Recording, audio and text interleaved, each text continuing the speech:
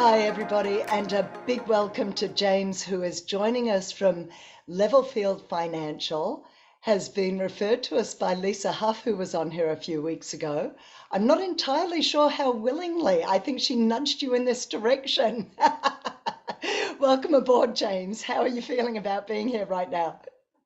Thank you, Carrie. Thank you for having me. It feels good. Yeah, you are my first podcast, so it feels good to have a conversation about Bitcoin. But yes, Lisa says jump, and I say how high. So she says go, I say all right. I like that arrangement. I like that arrangement. Well, look, I understand why she nudged you in my direction. I also hope it's the first of many because the article you've written, in particular, that you've got pinned in Twitter, which of course I will link to in the show notes, is quite in depth and really quite fascinating and takes us down a rabbit hole of its own. So we're going to jump right in. And I'm not starting with the beginning of the article. I'm starting with a bit that jumped out to me and I read out to my husband last night as I was reading it.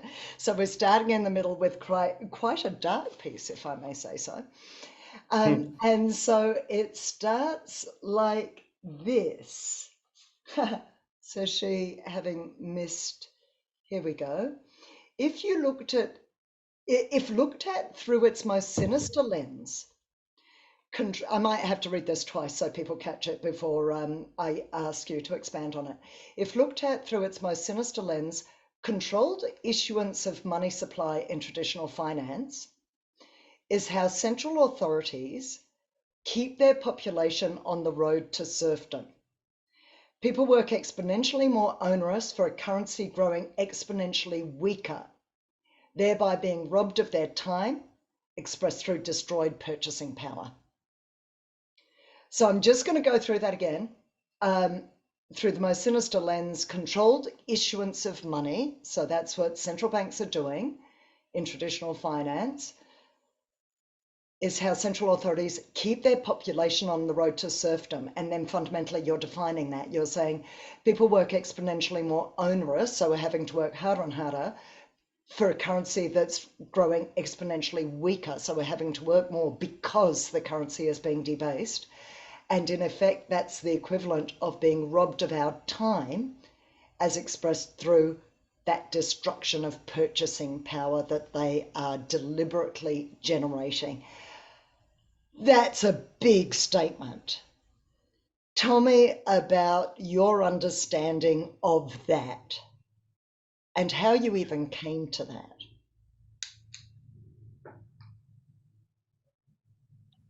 You went right for the punch right off the bat. I mean, that was impressive. That, when you hear the word sinister, people they poke their heads up. Um, it's inflation. It's money printing. It is time theft through the debasement of currency. A significantly uh, vastly, excuse me, a very large volume of currency chasing goods or services that don't expand at the same rate. And that is something that has been going on for a very long time. It is a nature of central banking itself. That is the core essence of what fractional reserve banking is. So it's not something that's very difficult to pull out and get a hold of. It is something that Bitcoin solves, immediately. To bring this back to Bitcoin, it's something that it solves immediately. People don't understand that on January 3rd, 2009, those issues, regardless of what we feel in the present in terms of how much we have to adopt Bitcoin, it solved it immediately. Like that first block, like it's over. It's just people are not ready to adjust themselves to that reality, just as they aren't ready to accept that level of a statement that you just read to me, that defined nature of what debasing a currency really is and what it means to someone who is distant from the money printer itself, or in this case, the central bank. If you'd like me to, I can give you a few examples throughout history that are pretty obvious as to that Yeah, analogy. Or, let's do that actually, because I think a historical context really adds clarity and weight to the argument, because I don't think people understand the degree to which I'm reading actually a book at the moment called The Private Life of Real Estate and Banking, written by Philip Anderson. And that starts with it goes right back to the 18th century, and but I mean, of course, examples go way back beyond that to Roman Empire and prior.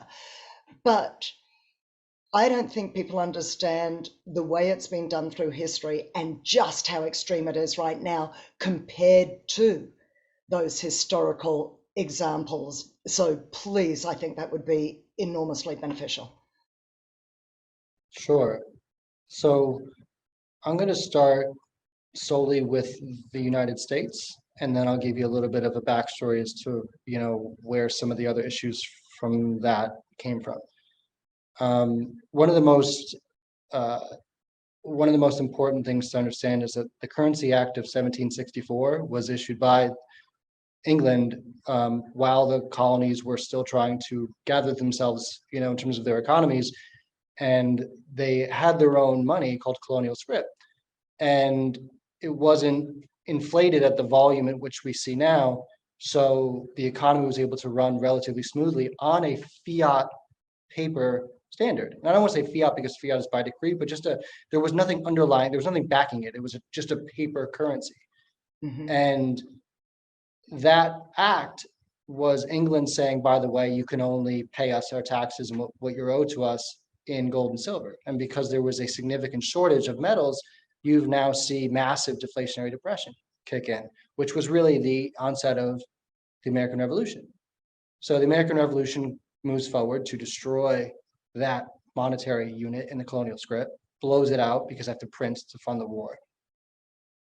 After the revolution, you see the first bank, which was actually the Bank of North America, lasted 8 years, 1783 to 1791. And then it was reinstated again on a 20-year charter this time, which was the first Bank of the United States from 1791 to 1811. And now by this time, the colonists have had enough. Well, I shouldn't say the colonists, but the United States now has had enough.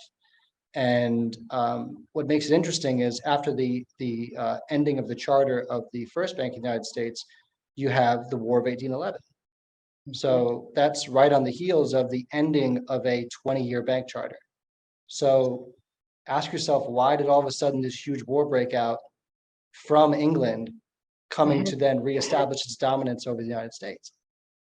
So that war ends in a stalemate, partly due to what was going on in France at the time, the Napoleonic Wars going on with Napoleon, which may give you a clue why he sold the Louisiana Purchase in 1803. So give you a little bit more context. After that, we're staying stateside in the United States.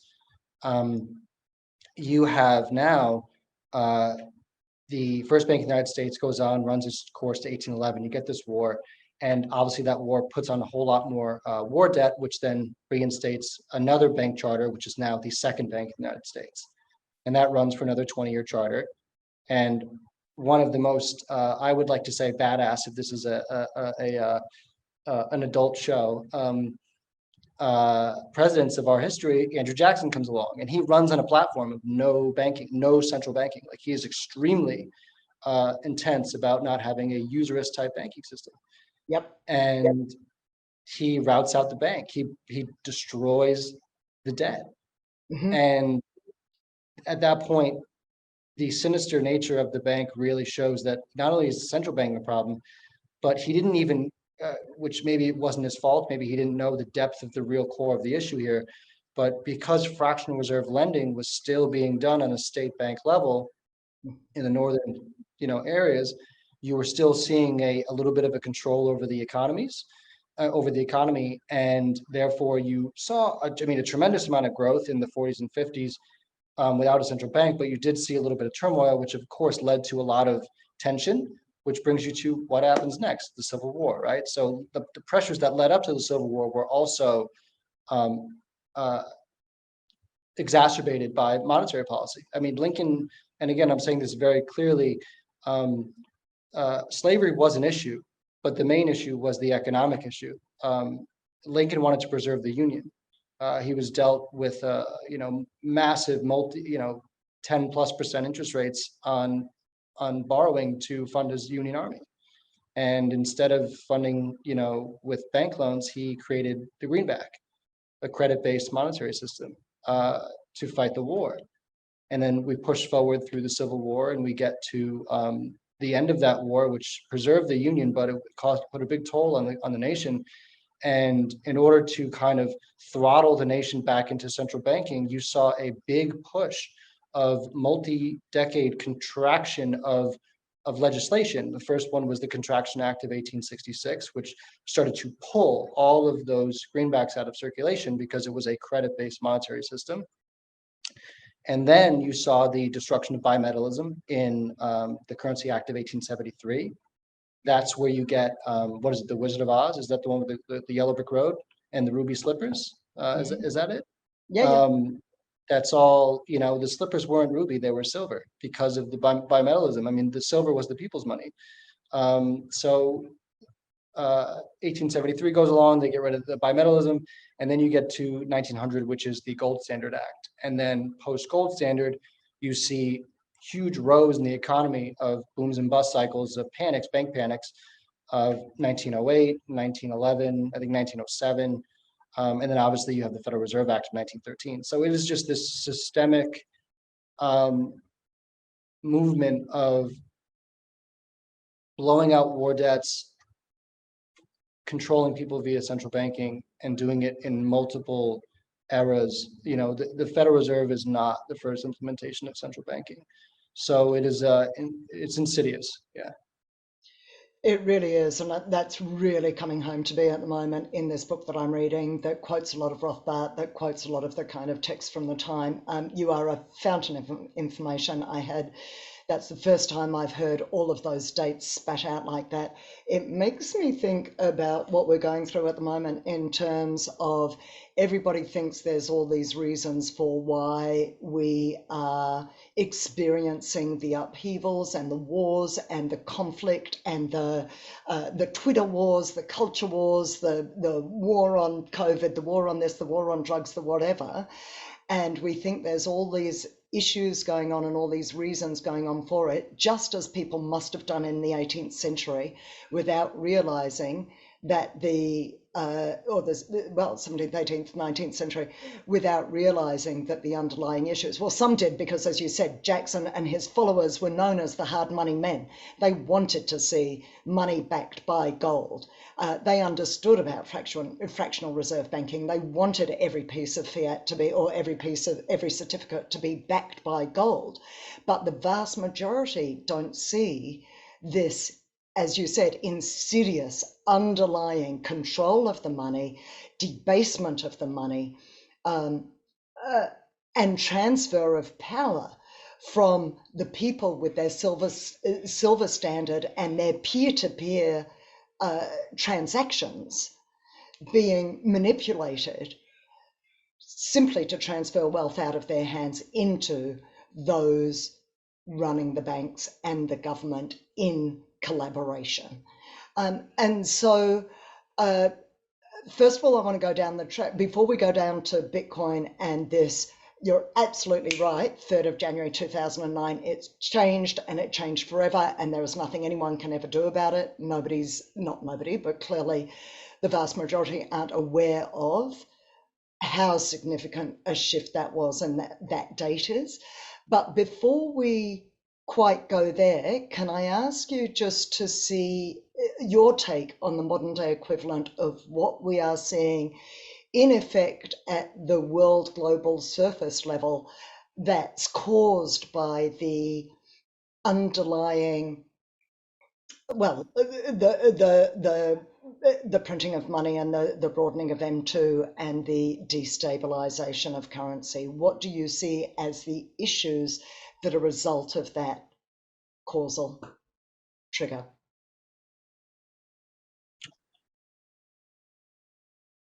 I see the international bodies as the same thing you see on nation states, just coordinated together. It's just a concert of the same thing. Mhm. It's actually maybe more destabilizing now because national central banks are somewhat acting different in terms of quote unquote not in concert together. Like you see Japan, the Bank of Japan, they kind of let their 10-year rate get to about 50 basis points, but they're still printing. While obviously we saw a huge contraction in the money supply, which you would see in rising interest rates in the United States through this last year. So the level of how in tune they are in terms of their concert performance is getting a little bit out of whack. But at the end of the day, in my eyes, all central banks on a national level are subservient to the World Bank and the IMF, and of course the Bank of International Settlements. So that is where the majority of the gold is held. Gold is a horrid, horrid underlying commodity-backed currency, and I use the word commodity currency for a reason because it's not money. But the same way that you heard, if you've ever read Layered Money by Nik Bhatia, the same way when he talks about at the Bank of Amsterdam and the beginning of the Amsterdam Stock Exchange with the Dutch East India Company, and how they just said, okay, if you've got some money from these merchants, it goes right to us. It goes right back into the bank. You have to give it back very quickly, and there is no longer any access to what he called first layer money, right? Which is what you would think of as precious metal. It's because you're never going to get it back again. You will always have a derivative of that. You'll never have hard money. And with the ability to control a commodity-backed currency that has a limited supply like that, allows you to put an immense amount of pressure via rowing interest rates on a national economy. I mean, it's like what we just talked about with the Currency Act of 1764 before the American Revolution. When you mandate the payment of taxes in gold and silver and in the new colonies where you didn't have any of that, immediately deflationary depression, immediate pain. So the gold standard is a horrid monetary unit, horrid. Bitcoin is not gold. Okay, explain that because we talk about it as digital gold. People talk about a gold standard like it's a positive thing. This is great because it's the first time I've been introduced to this, and I absolutely will read this book and we'll add it in the show notes. Explain to me how that couldn't happen with Bitcoin, given there's limited supply. If we're being paid in Bitcoin and we're paying our taxes in Bitcoin, how don't we end up with the same issue all over again? Because scarcity isn't what you desire. What you desire is the inability to counterfeit. Right.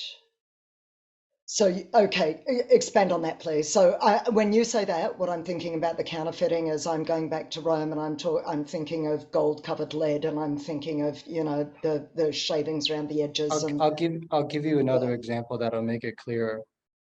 Around the 14th century, I want to say, maybe a little bit in a range of multiple hundreds, centuries within England, you had King Henry IX, and he brought about the tally stick system in England. And that was a monetary system based off of birchwood or boxwood. And what they would do is they would carve notches in it, and they would put one half in the treasury with the king, and he would put a little stump on the end of it. So that was his half. And he would put the other half into the economy.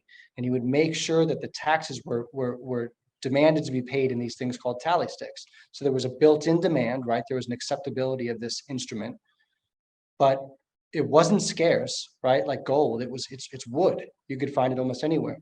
But what made it different was that just like wood, you carve open a piece of wood, and all of it has different lines in it, different designs because of its rings, and that made it quote unquote not counterfeitable for that time. And because of that, it pushed England through one of the greatest explosions of economic activity that it had in its history. That's when the York Minster was built. That's when laborers, their purchasing power kept up, and they had to work less and they had more leisure hours, but they used those leisure hours to build culture.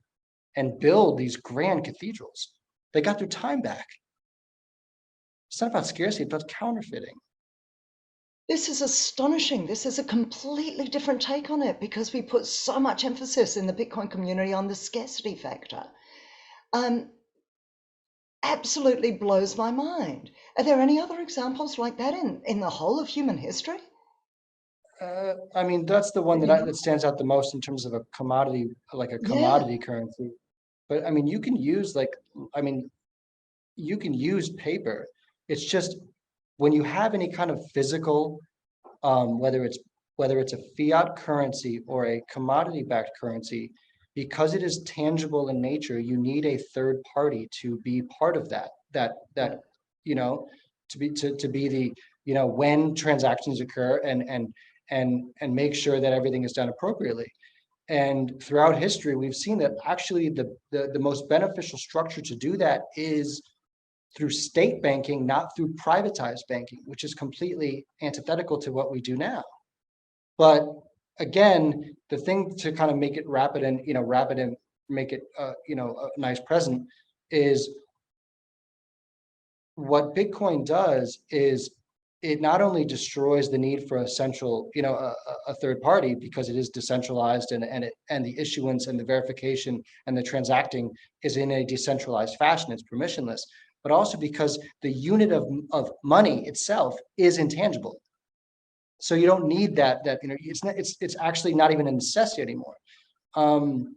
Without trying to go on a rant, Bitcoin to me has created the first objective money we've ever seen. The reason why people think of money as seashells or yapstones or gold or silver or fiat paper is because we've always had a subjective view of money. But Bitcoin has met these characteristics of what money needs to be, and it's done it not at like 95% or 96%, but at 100%. And because of that, we no longer have to use the term commodity currencies to reflect what we think of as money, or fiat-based currencies to reflect what we think of as money. Money is now objective. It is now, this is it. And that's what Bitcoin is. It has one use case. It's not a commodity. It has one use case. It's money. I love this. You say this late in the article that you wrote. The signal we are looking for can be found at the depth of our oldest social structure, money, which has now been transformed through objective truth in mathematics and physics into the perfect signal. I'm going to read this whole paragraph. It's really cool. Bitcoin leverages that perfection to invert everything we know about finance and money. Satoshi Nakamoto used objective truth in mathematics and physics. I love this bit. To bridge a synthetic digital time and space to our physical time and space in a decentralized manner, blah, blah, blah. Can you speak to me about this bit of it? So we're talking about something that's deeply objective, and I want to get to the issue of clarity and truth in a different way in a moment, but right for the moment, I want to talk about the objective truth in mathematics, because I said this to my son the other day. He was talking about something from school and he said, but of course that's subjective. And I said to him, yeah, but everything but maths is subjective. So, and I was actually fiddling around in my mind. I hadn't really thought about it, to be honest, but this objective truth in mathematics and physics to bridge a synthetic digital time and space to our physical time and space. Can we talk about that? Because we've just talked about our physical time being stolen through money printing and inflation. And you've just given us a stunning example of where people were given back their time because there was a legitimate what's the word? What did you say? Not confiscate. You can't counterfeit it. You had two Counterfeited, things. that's the word I'm looking for. Thank you, thank you, thank you. And ultimately, money printing as we know it is just legal counterfeiting. So please speak to me about that. Sure. One of the most intriguing things about Bitcoin is I didn't know how to analyze it as an asset.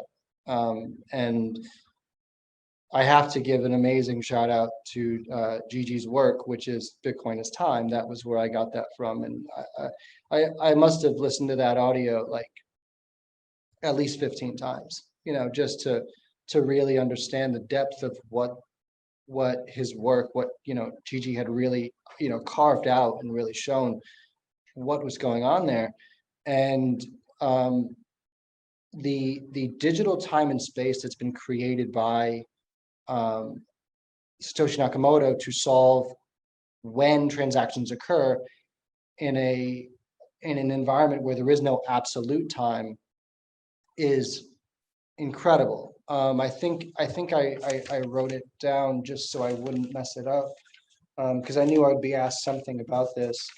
Um, let me see if I can find out. I got way too many notes here. Yeah. Oh, okay. So he independently agreed on a series.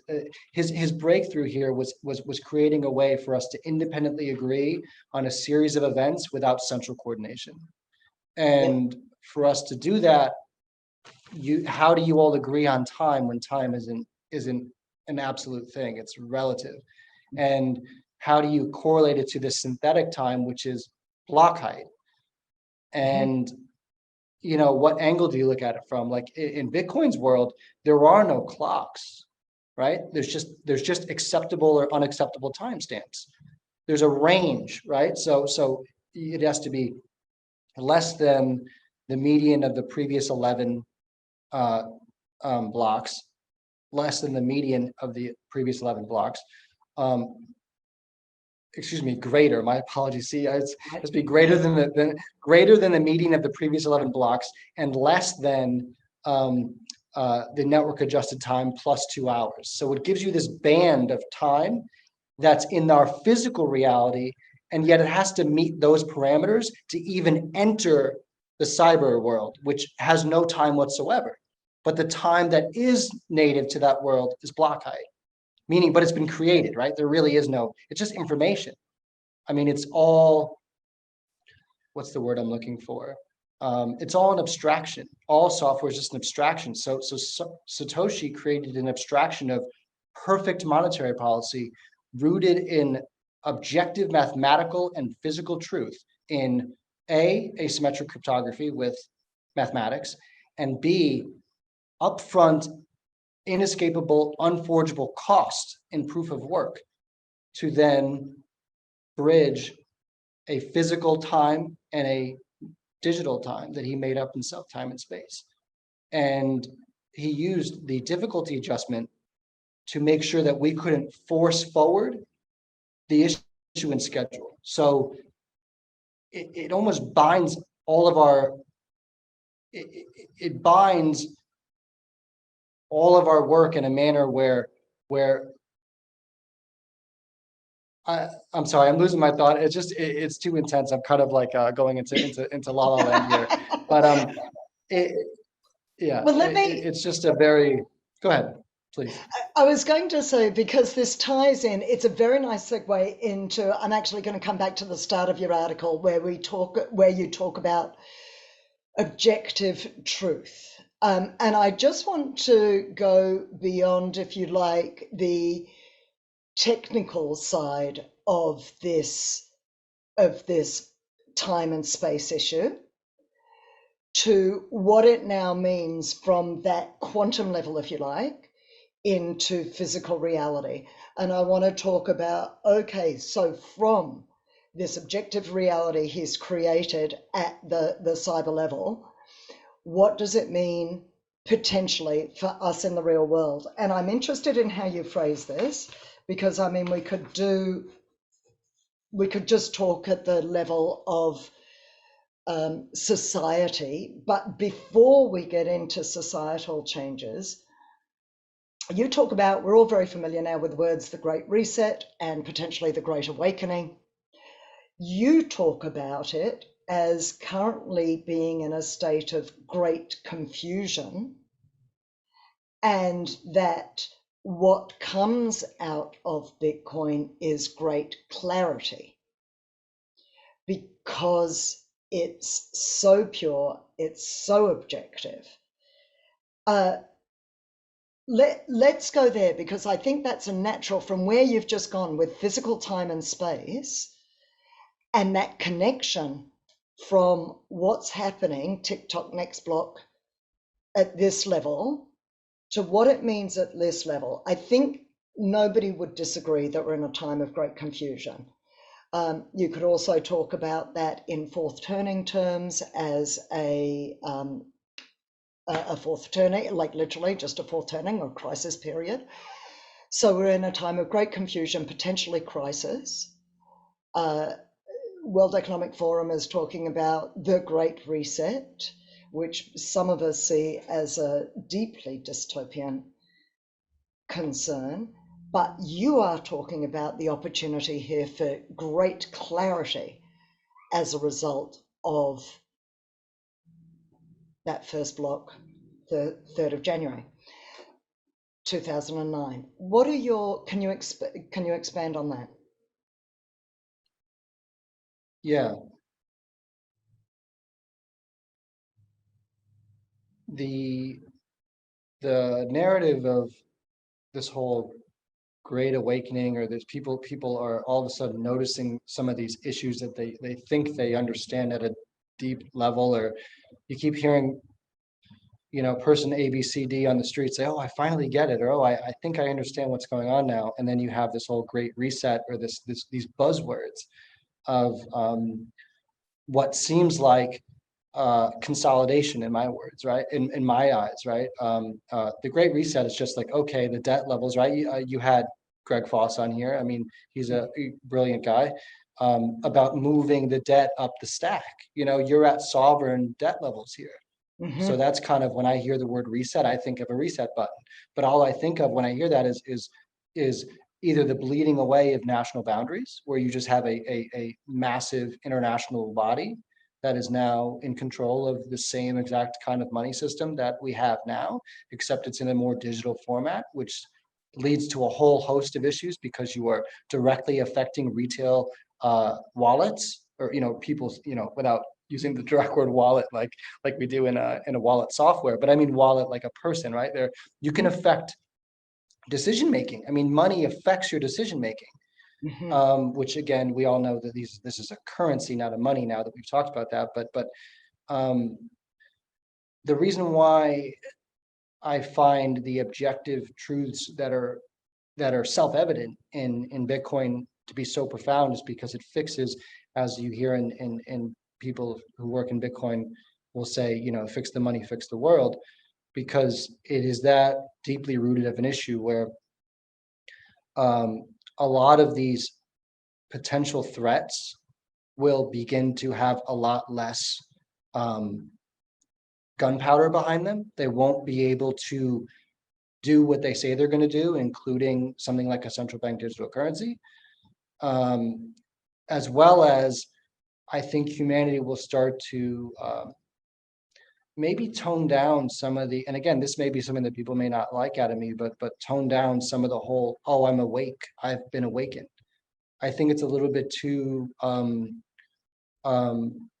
think it gives people a little bit too much, to be quite honest, pride in themselves. That's partly why I have a lot of intense gratefulness to whether Satoshi Nakamoto was a person or a group of people.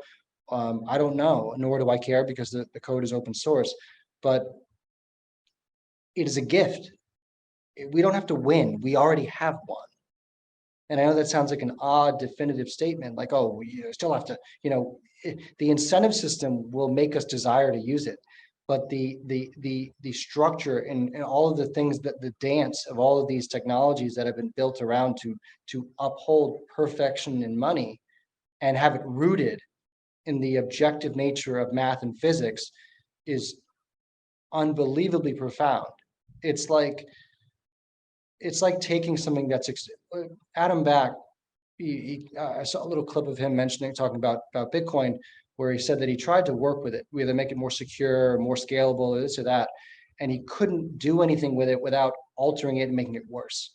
It lived in this very narrow surface space, and to me, I felt like he was hitting on something where Bitcoin is truly a discovery. Like it's discovering a mathematical artifact, as he put it, where because it exists and because we have now found it, we can balance the entire world's weight on the head of a needle.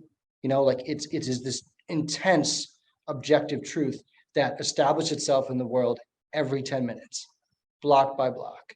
And because of that, back to your original question, I believe we can take a breath and calm down from some of the overwhelming fear and dread that some people may fear of, like, oh, you're going to eat the bugs. Like, come on, man, you're not going to eat the bugs.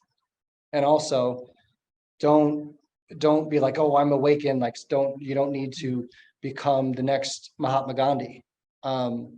Just understand that money is a social structure that we are all now bound together via this chessboard, right? You talked to Canute in your other interviews. I loved how Canute, it's just a set of rules. I don't care if you're Jamie Dimon. I don't care if you're Warren Buffett. I don't care if you're one of the heads of the central bank. When you put that on your balance sheet, guess what? You have one queen and one king. You can't change the chessboard. That's kind of why I don't really stress over large pools. As a matter of fact, everything has to get absorbed by Bitcoin, right? It's not some things divided by 21 million. It's not like this and this, but not this divided by 21 million. It's everything, which means even the people you dislike will be involved in this system. They'll have to, but they'll play by the rules because Bitcoin does that to you. It forces your greed through an asymmetric cryptographic function, and out of it comes altruism, honest behavior, fiduciary responsibility, safe, simple, secure. That's all Bitcoin is.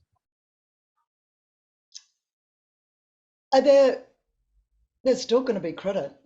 There's still going to be loans. No? I don't think so. Again, that's another contested question, but I don't know. It could be a bad take on my part. Some people say, yeah, we'll have credit, but I don't think, I don't know. I think credit is, I don't know. I don't want to ramble too much, so I Yeah. won't touch on that too much, but is that fair enough? It's a tough question. Maybe we'll touch on that another time. We'll have a recap or something, but it's a tough one. I don't know if we'll have credit. But I just don't know. I'll have to do deeper thought on that one for sure. Okay. Tell me about how you ended up here. This is an incredible depth of knowledge and understanding. I'm curious as to, you've been studying this for a while to get to this point. What's run me through your orange pill story? My orange pill story. I actually picked up my first Bitcoin book in 2014, 2015. Picked it up and it had all the other stuff in it too, right? So you're all like, oh, what is all this, and put it down. Didn't think too much of it. I knew because my background was in accounting and I understood finance. And I mean, I have a background in accounting, a very strong understanding of finance and economics, and obviously financial history, as you can tell, monetary history more so than financial history. But I have, two parents that are, I'm glad to say very well educated and very, they poke the questions. They'll call me on my bullshit and say, you better back that up. What do you mean by that? What do you mean by that? I was screaming the same stuff that people are screaming about now when I was 20 years old. That was 12 years ago. So, and of course, people have gone their own journey. I mean, there have been people who've worked within, the financial industry for a long time, and they may find issues with it, and they'll continue to do that as I continue to work in it now, because there is benefits to being a banker that are, honest and really honest. Being a fiduciary is very important, and that comes with banking. But I just put it down. I didn't understand the computer science. I didn't understand the technology behind it, and especially the cryptography. If I knew the math better, I probably would have had a deeper grasp. But I picked it back up in 2018. This was in the back end of the bear market in 2018. Now I was really engaged because I saw this rise in price through 17. and I saw this blowout and this bottoming, and I was just, again, just going along my day, just trying to understand money, because it's at the root of our society. And um, I just I just kind of started to grasp it in 18, and it's been better since then. But I still wasn't putting on a financial position. I put one on, in 2020, but that was it was my positioning was a little bit more overt and reckless, because I kind of like, I had all this back knowledge, right? It was like unplugging a sink. It was just flush, because like you just knew, like I didn't mess around with altcoins. I didn't mess around with any of that stuff. It was just an immediate, like the flame just went from a little flick to like explosion around 2020. And then I saw the risk off of like, okay, now you've got corporates coming in, right? You saw Michael Saylor put on a position. You saw all these other, institutional involvement at a minor level at that time. So I was like, okay, this can't be banned, question mark. And I was still walking through some of the more in-depth nature of like, is this really what I think it is? And that's kind of, how it all started. I will give a shout out to Bob Burnett. He is the CEO of Barefoot Mining. He is a gentleman who I met through the insurance world, particularly whole life insurance contracts. And we would talk about Bitcoin and data centers and technology. And we would have these conversations back and forth, which now I do with Lisa at nauseum. But I kind of came to this conclusion in the beginning of 2020, like this thing is either going to get cornered, meaning like gold, right? We've talked about how you can corner a hard asset like that, in our physical world, hard asset. Mm-hmm. And what that does to price action. And I said, at worst, this thing either goes to infinity. I mean, like at its downside, it gets cornered and goes to infinity, or it survives and it is its own thing. There is no real price. Bitcoin's an exchange rate. It's not a price. Money doesn't have a price. It's an exchange rate. Commodities have prices. Money has an exchange rate. So I was like, okay, this is something nuts. And you just fall down this hole, Carrie. You just find yourself, people say they buy Bitcoin at certain prices. Bitcoin buys you. It buys your attention. It buys your curiosity. It buys your fears. It buys your passion. It buys everything about you, and you can't escape it. It's like you discover you finally are feeling fire, and you're like, this is nuts. Like this is nuts. So that was my weird rabbit hole journey. But I mean, I'm still digging. I think we're all still digging. Yeah, ain't that the truth of it? How's it tied in with your personal values, your faith, your beliefs, your understanding? We're talking about truth here. We're talking about I always find it interesting that we talk about money as being the kind of the base layer of society, and I've struggled with that. I've thought, oh no, family and love and reproduction, frankly, the base layer of society. But indeed, everything has a value. Everything Right. has value, and everything is valued, and to that degree, money meets. Money is a base layer. Okay, so you're talking about Bitcoin as truth in money. Parallel that with with your truth in life. I just want to touch on something you said, where you said, it wasn't money that was grasping you, what you thought the crux of life in terms of reproduction and food and shelter and all those things. Food and shelter, all those things you need to survive, but they become exponentially easier with soundness of whatever your money is. At your core, your money, all it is supposed to do is solve the double coincidence of wants. It's supposed to be an intermediary between me and you as a buyer and seller of different goods, where say I don't want what you're selling, or you don't want what I'm selling, but you're willing to take this median, which happens to be money. It makes trade a lot easier, Yeah. but it also has to be fixed. It also has to have certain characteristics: portability, acceptability, durability, divisibility, scarcity to a degree, right? And fungibility. And we talked, Bitcoin meets all those in dramatic and amazing fashion where you have pure money. But to my idea of truth in life, or how Bitcoin helps that, how it helps with some of these other underlying things like societal things and faith to a certain degree. Let me touch on faith first. I mean, I am a religious person, but again, there are people who are not in this space. Bitcoin is just, it doesn't care about your faith as much as it doesn't care about politics. It's apolitical, it's neutral in every single way.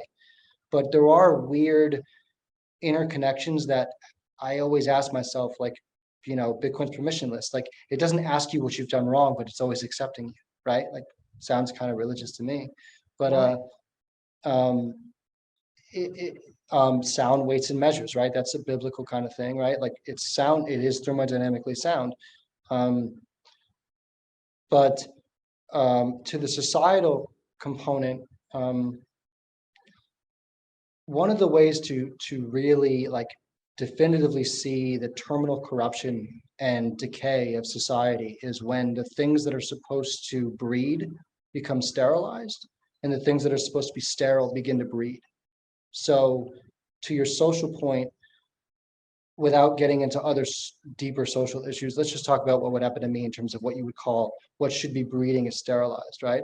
If I'm trying to keep up in a rat race where all of a sudden I want to push off marriage or push off having children, look at the birth rate decline. Like, I should, and again, I don't have, I don't even have I don't have any kids yet. So let me get that off the table yet, because you didn't know that. But I mean, with sound money, I would be working less and less and less. My purchasing power would be reserved, and I'd be able to have more time. I would probably have 3, 4, I would have a boatload of kids, right? I would want to continue. It would be an easier endeavor, right? There's a financial strain. If you're an intelligent, again, and I'm using this lightly because I'm not saying that people sometimes gauge their careers over a family. And I think a family may come first if they had sound money. And also the opposite of that equation, what should be sterile becomes to breed is, to be quite honest, it's the money multiplier. It's fractional reserve banking. Money should be sterile. It's a unit. It's a measuring stick. That's why 21 million. It's just a thermodynamic box. What an interesting take on this. Okay, so let's just broaden out. We're really saying the big shift at the societal level is time. It's people getting their time back. Yeah, it's It's time. people getting off the hamster wheel and coming full circle to where we started, that serfdom, of putting in increasing time, exponentially increased time to fight for, scrabble for an exponentially weakening dollar or currency. So, okay, what's your projection? You're saying this happened 3rd of January 2009, cannot put the toothpaste back in the tube. It's done. That changed forever. It's out there. What are your thoughts about how this A could unfold and B where we could end up? We're saying we end up in a spot with greater time per human being off the hamster wheel of serfdom. What do you imagine the process being? We all have different ideas of this, and some imagine quite a violent process as people scrabble for their power. What are your thoughts? Yeah. That's a fair word. Violent is a fair word. I don't expect entrenched systems over hundreds of years to just evaporate, at least in terms of people's psychology, because almost technically it kind of did. We're just not ready for it yet. Like, Bitcoin's already ready for us, if that makes sense. Mm-hmm. We're the ones who are stalling, not Bitcoin. There's already 19.1 million Bitcoin already in existence.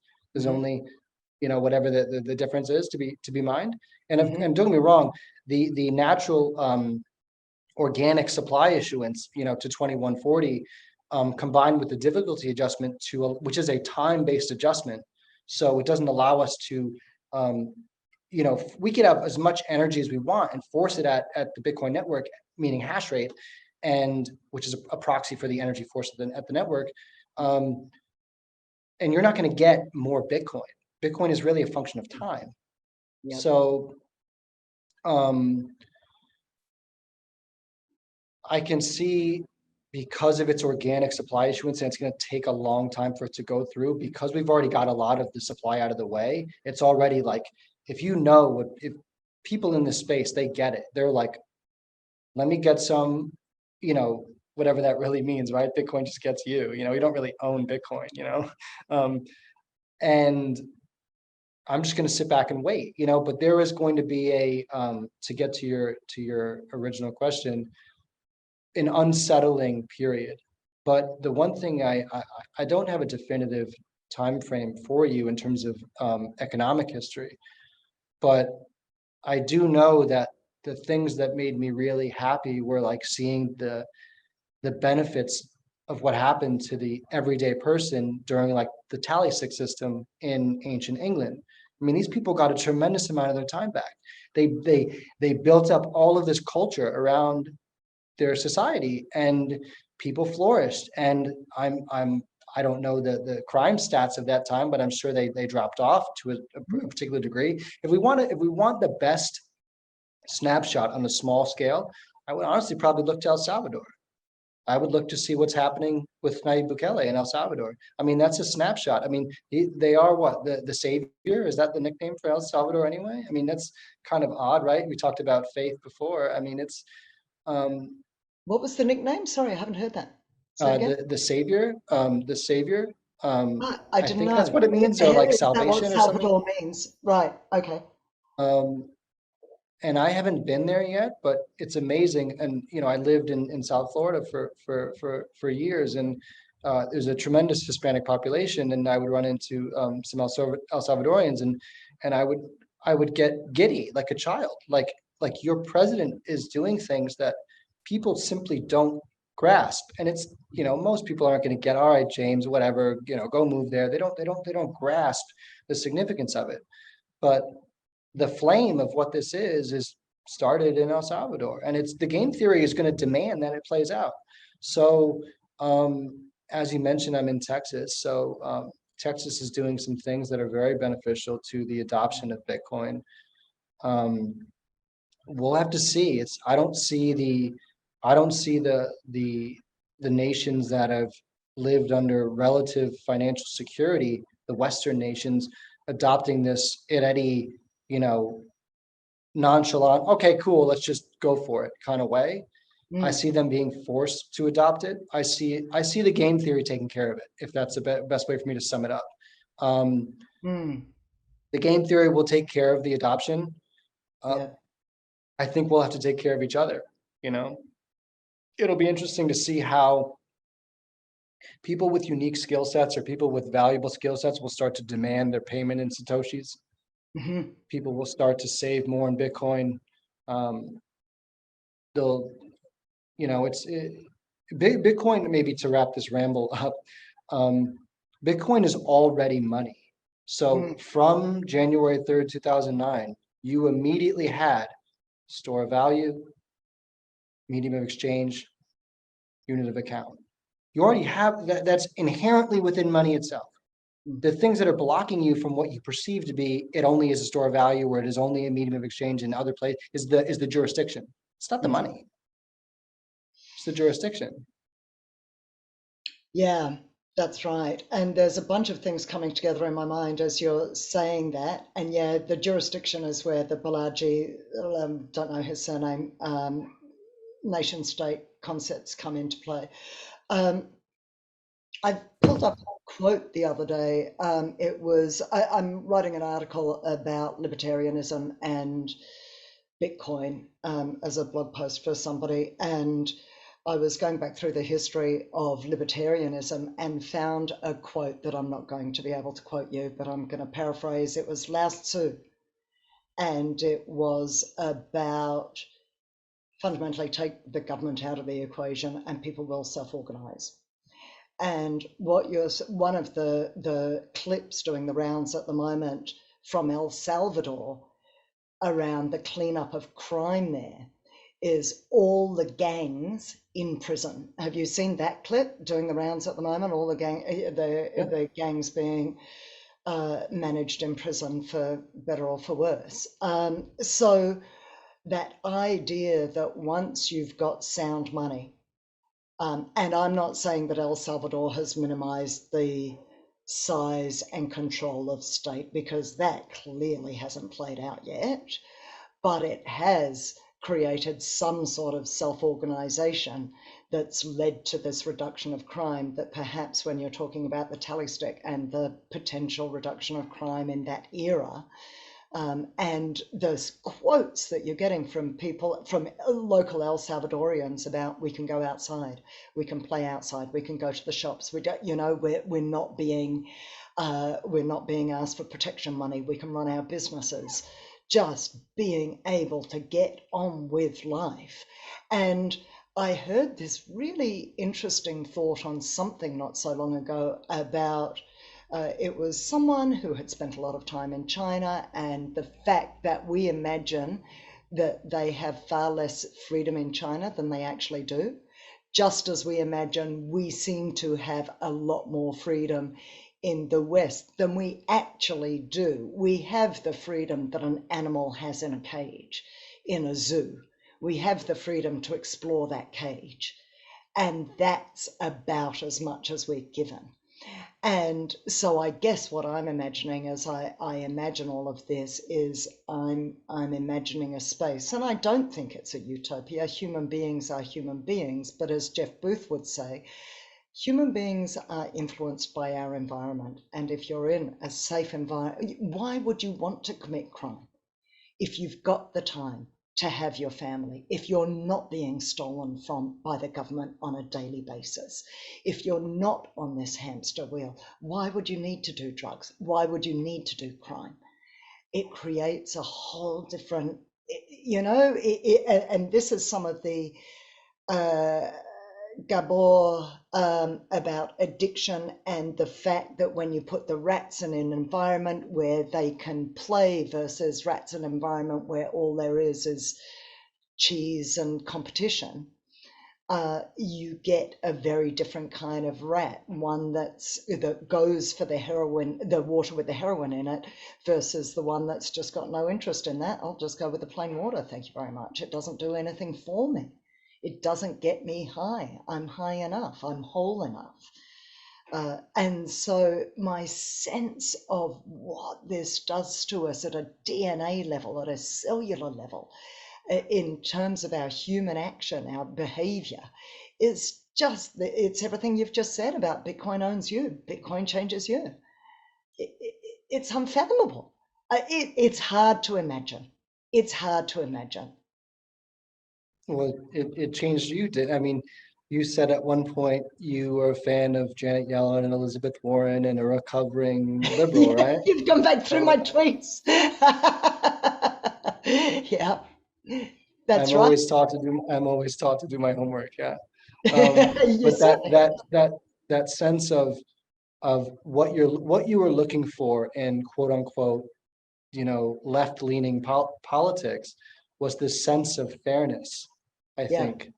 And this sense of, I think what I got out of the question you posed to Lisa, which I'm again paraphrasing it, but it was really about how does it, how does it alter the way we interact with money and meaning the investment landscape, maybe for the lack of a better word, the definancialization, meaning you can go and be the best plumber you can be, or the best, sewer cleaner, right? I think that was today, right? Yeah. You're on it. So whatever that job or task is that you're performing at, whatever you want to do, you don't have to go home and be a 24/7 financier to manage your money, because you're constantly losing to inflation, time theft, thievery. And now you can save in a system that it's as easy as just putting it away. And that is so freeing to people, that you don't have to be a financier. And don't get me wrong, like, I'm in the financial profession, like I am a banker, like there's still going to be banking in there. We're doing things now that are there to bring on people as a fiduciary into this asset, because it's like I tell Lisa all the time, we're like Lewis and Clark in a certain sense, right? Like we're exploring a vast barren, a vast, wilderness, and holding the hands of different corporate structures or high net worth family offices or other enterprise clients, and helping them secure these assets. Not for, I mean, there's a fee. It's a business, but we're doing it for them, right? We come at it with good intention, and you need people who have financial precision to do that. So there's always a role for, I don't want to destroy the idea of banking, right? You don't get mad at a food bank, you don't get mad at a sperm bank. It's kind of what banking is now going to become. Financial responsibility and fiduciary trust and responsibility, even though we don't trust, we verify in Bitcoin, but um, we have a level of fiduciary responsibility, and just a different way we interact with money because of Bitcoin as financial professionals, that I think is now going to be brought more so to the table. But again, to your question, or that what I thought really was kind of the narrowing down of why you felt that way, is you won't have to be um, this amazing stock picker just to save yourself anymore. Mm, mm. I mean, you don't have to put your money in a 401k anymore. Don't get me wrong. Some people may find tax advantages to do that as we continue to live in the current system while it's still here. But you just save more than you spend, put it into Bitcoin, and have a long enough time frame to deal with what is perceived as volatility, which it really isn't. I mean, there is no volatility in a thermodynamic system. There's just volatility in everything else. Everything else around you is volatile. Bitcoin Right. is flat. That's what people say Bitcoin is a binary outcome, right? Is it zero? Bitcoin's either going to zero or infinity. How does Yeah. something that is completely sound and stable go to zero or infinity? Either we die out as a species, or we go to like Kardashev levels. The infinity is the Kardashev scale. The zero is all of us die out. Pick your poison. I mean, Bitcoin is the end of the road. Bitcoin is your final wake-up call. And you mentioned about game theory, and we see on Twitter all the time, we're still so early. And I heard Breedlove saying recently that a lot of this is going to come through some of the richest people on earth just putting 1%, allocating 1% of their portfolio to Bitcoin. You get that happening. You get institutional adoption. I've heard through you and Lisa, I don't think, because I'm on the periphery and I'm not in the industry, getting a sense from you guys of the size of the space and the businesses that are building up around this area and feeding into this area, and then of course educating other businesses. So educating people en masse is one thing, educating business is a whole different level of it. And then, of course, there's the education of Right, nation right. states and governments. But the sense of this ball is rolling is really there. And with each bull run, that even though, one Bitcoin equals one Bitcoin, and I get what you're saying about it's the I rest of the understand. world I have to do is, it too. You have uh, to. but the bull run is what brings people in. Yeah. And Number the go up is sense of the what that greed. power Yeah. is going to be next time round, the adoption that's going to come in, we're obviously seeing it through developing countries. It feels like it's hitting a critical mass. It feels like it could hit a tipping point really soon, and I may be kidding myself around that. No, it's a fair thought to have. I think um, whenever I try and measure where we are in terms of global adoption, I mean, you could look at um, active nodes and then look at the total population and maybe give you some kind of grasp there. But is that really the best thing? I don't know, and nor am I going to try and find a way to describe that.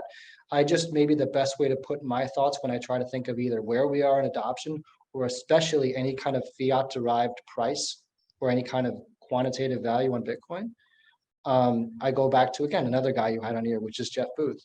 And I remember sitting there watching his presentation on technology and exponentials and folding a piece of paper and how it would get to, the moon or some, astronomically large, point away from where we started after a certain amount of folds. And it was just, my mind couldn't process it.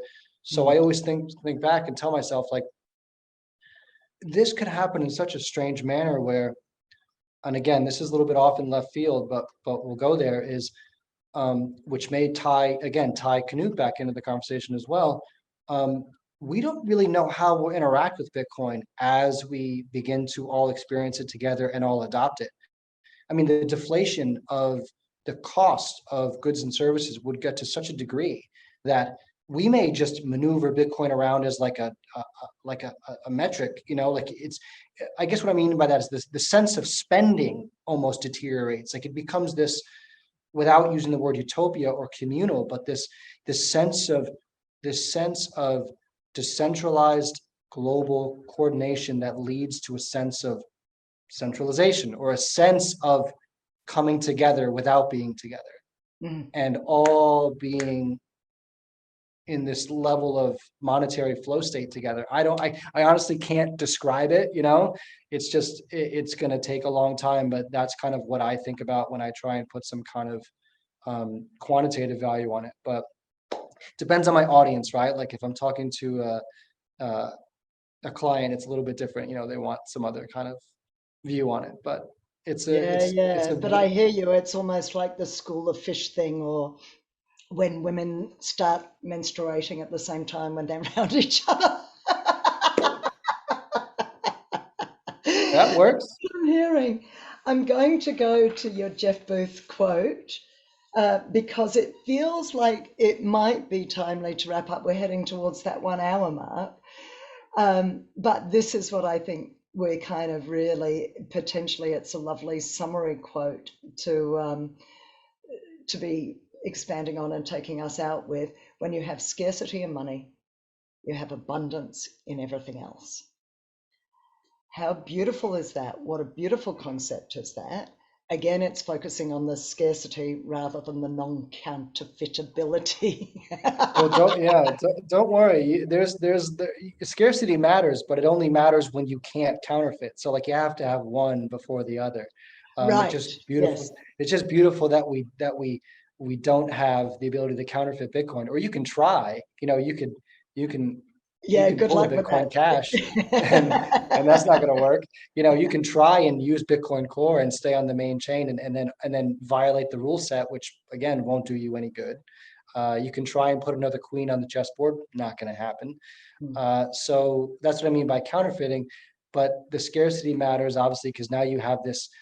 And again, I've used it before, but it seems almost like a ruler in a sense, where it's a monetary ruler, more so than it is this like anything else. But yes, scarcity in money will bring a level of abundance that is something that I don't think any of us are truly ready for, including myself.